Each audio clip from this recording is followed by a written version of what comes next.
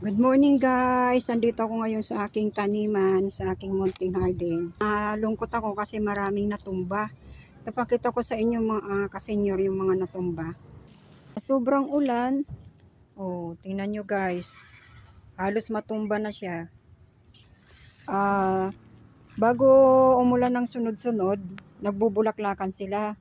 Akala ko tuloy-tuloy yung bulaklak na yon magiging bunga. Wala nang bunga, may bulaklak pero nalalaglag lalo pagka umuulan. Laglag yung mga bulaklak. Tumba siya. Wala na talaga. Tapos yung isang broccoli naman, ito, wala na din. Wala na rin guys. Yun. Kala ko dahil ulan ng ulan, gaganda sila. Hindi pala. Pagka sobra na pala ang ulan, hindi rin pala sila gumaganda. Gagalaw siya, gawa ng nasa tabi ng pintuan. Tuwing papasok ako, nagagalaw yung puno. Kaya siguro nalaglag yung bunga. Sayang. Pero yan, may bulaklak naman sila. Hindi ko alam kung mabubuhay yan. Tapos yung kamatis ko, tingnan nyo guys ang itsura. Ayun. Nagsama na ng damo. Yan yung mga damo. Pero yung kamatis, wala. Tingnan nyo. Tapos, nung nagkaroon ng ipo-ipo, ayan, natumba. Natumba din yon. Ito, natumba din, kaya pinutol ko na lang din para kahit papano magkaroon ng laman sila.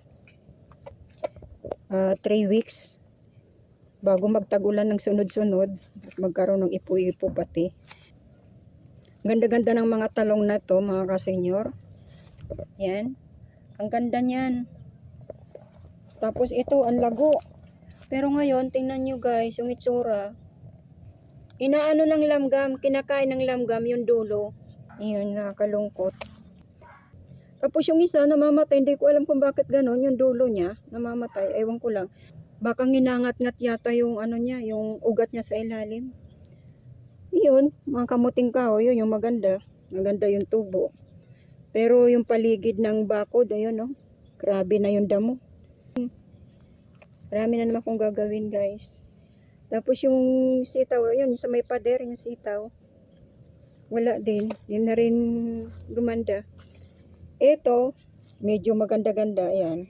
At saka lagi ko siya natatalbusan. Ayan, napapakinabangan ko siya. Tapos guys, nabuwal yung puno na yon, yung malunggay. Nilinis ko na ng isang araw. Nabuwal siya doon sa ipo-ipo. Yan. So, yun lang guys, yung update. Yan, may tubig pa din. Tingnan mo yung pusa umiinom.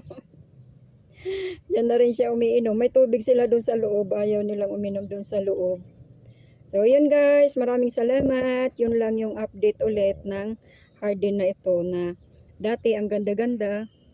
Pero ngayon, nalulungkot ako. Okay, yung kamuting kahoy, okay naman. May natumba, mayroon naman hindi. Kaya lang, ayan tubig. So yun, bye-bye. Ingat po tayo lagi. Panay-panay pa din ang ulan kasi sunod-sunod yung bagyo. Bye!